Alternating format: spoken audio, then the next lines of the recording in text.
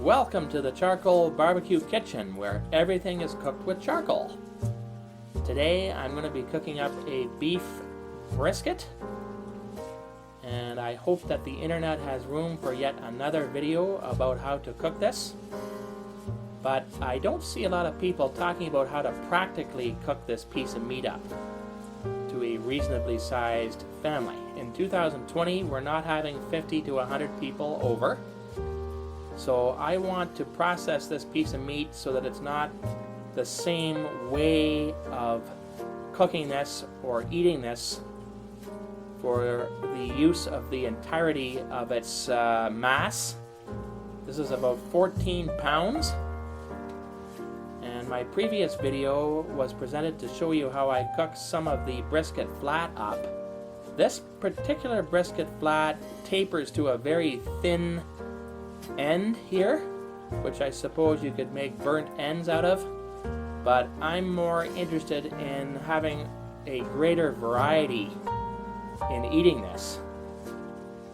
Once I trim all of the fat off, which is about 3 or 4 pounds of fat, it's going to still be about 10 pounds.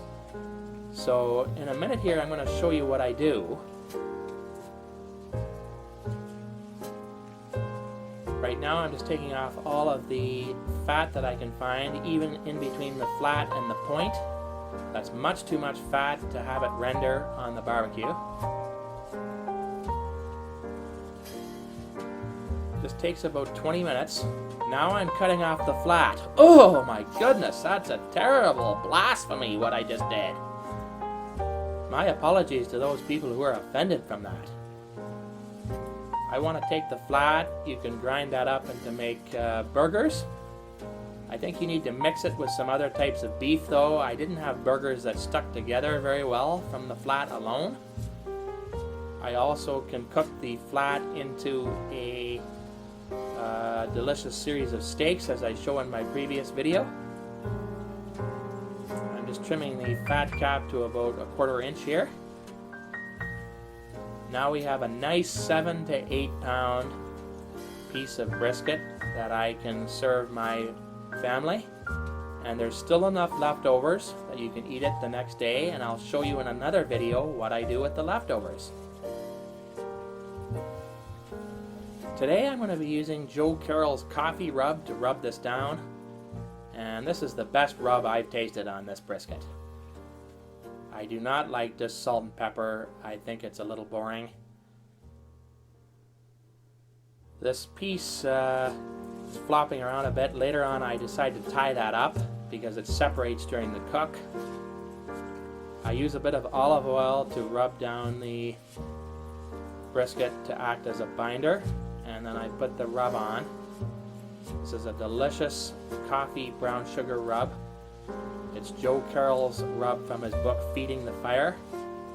You can find the recipe online. I don't need to put it below. The smoker is coming up to 250 degrees. I'm smoking the brisket today with some pecan wood and some Bourbon oak barrel smoking chunks. I add more smoking wood throughout the cooking process. Really only the first 4 or 5 hours do you need to do that. I add some pear and hickory chips later on because I'm opening the lid to change the tin foil. There's a lot of fat dripping throughout the entirety of the cook. You don't want the fat running into the fire because it's better to smoke the brisket with the wood chunks than the fat.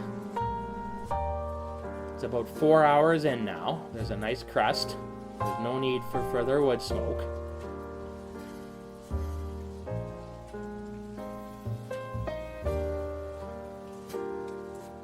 We've been smoking now for about 7 or 8 hours. The crust hasn't developed much more because I didn't have a lot of smoking wood in there. Now it's probing like butter nearly. It's at 190 there. The point is about 200.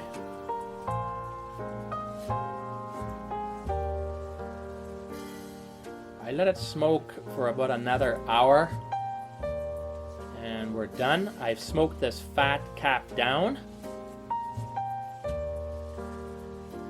I think that's a little bit better way to do it, but of course there's a debate about that. It's a marshmallowy consistency now. It's just really looking good.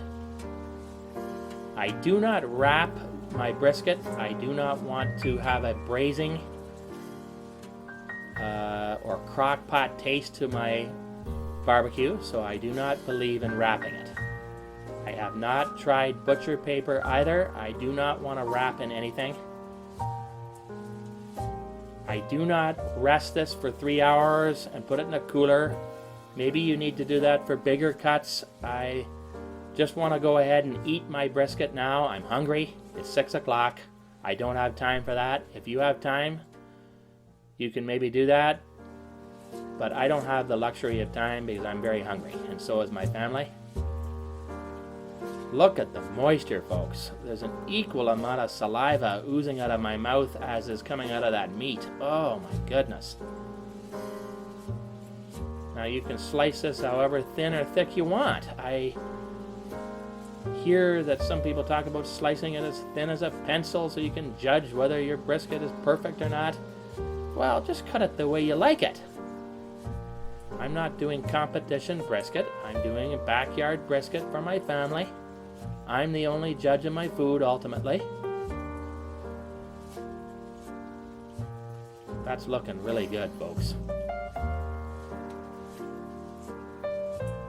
Look at the moisture when we cut into this. Wow!